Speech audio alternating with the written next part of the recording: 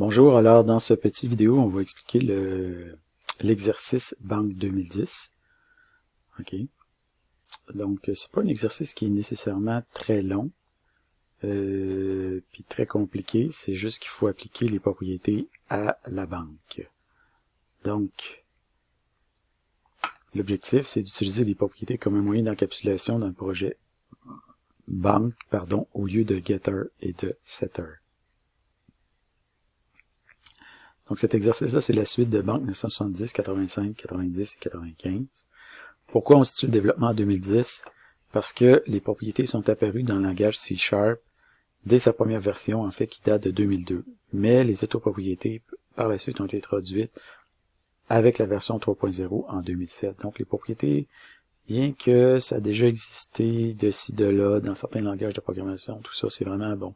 C#, JavaScript, donc depuis les années 2000 et un peu plus, là, les propriétés sont embarquées dans le décor, dans les langages, dans différents langages de programmation. Donc, le plan, mise en place, exception, avec propriété, compte avec propriété, banque avec propriété, finalement, configuration encapsulée. Donc, la mise en place, comme d'habitude, il s'agit de convertir tous les 1995 en 2010, que ce soit au niveau de la solution comme telle ou alors des dossiers qui sont utilisés pour les différents projets. Okay. Donc aussi, ajouter la protection contre les valeurs nulles, l'éditeur config, les références, les packages NuGet, etc.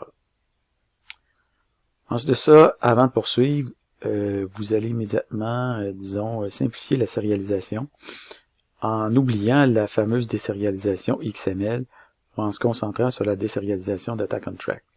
Okay. Pour ce qui est du fichier XML fourni, banque2010.xml, vous pouvez l'ajouter dans votre dossier faire en sorte qu'il va être ajouté dans votre dossier de compilation au moment d'exécuter, puis après ça, vous pouvez, quand vous allez exécuter le programme, vous allez voir les différents trucs s'afficher. Okay. En fait, les différents comptes s'afficher. Une fois que vous avez fait ça, vous pouvez utiliser Git. Ensuite, ça, les exceptions avec la propriété. Donc, ce serait quoi la manière la plus appropriée d'utiliser les propriétés pour simplifier, par exemple, la classe que vous avez ici. Donc, on a un nom d'utilisateur qui est privé, un champ privé. On a une exception ici avec le nom du détenteur, qui va être affecté à ce champ privé-là. Et on a un getter ici. Donc, ce serait quoi la meilleure façon d'encapsuler ici? Ça, c'est déjà encapsulé, mais disons de simplifier l'encapsulation à l'aide des propriétés.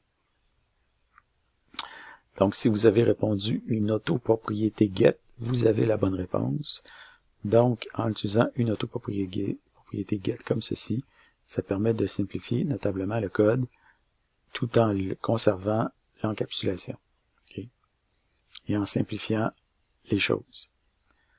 Alors, une fois que vous allez faire le reste pour toutes les autres classes d'exception, vous allez procéder de la même façon. Une fois que vous avez fait ça, vous allez tester avec la série S0, puis une fois que tout ça passe, vous pouvez pousser sur Git. Maintenant, le compte avec propriété.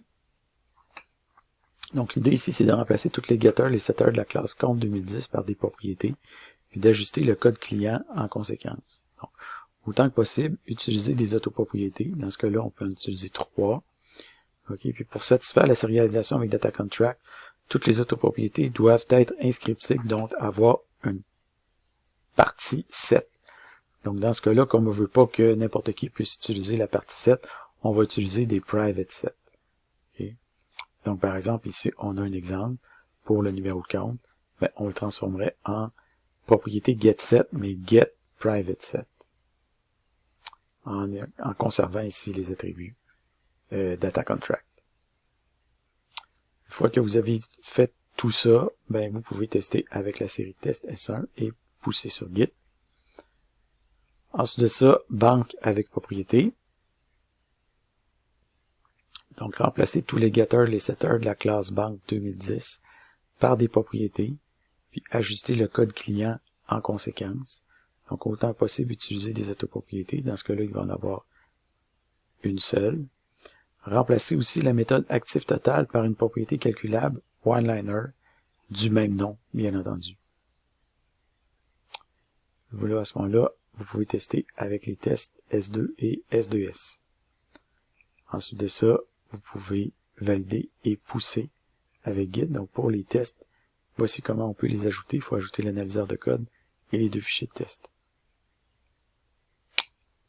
Finalement, configuration encapsulée. Donc l'idée ici, c'est d'utiliser des propriétés pour encapsuler la classe config. Okay. Donc vous avez après ça uniquement à tester ici. Donc ajouter les tests restants, puis valider et pousser avec Git. Finalement, vous pouvez simplement remettre avec votre auto-évaluation et aussi le temps que ça vous a pris. Donc, merci beaucoup. En passant, j'aimerais remercier Sébastien Huot pour ses suggestions pour améliorer cet exercice. Merci Sébastien.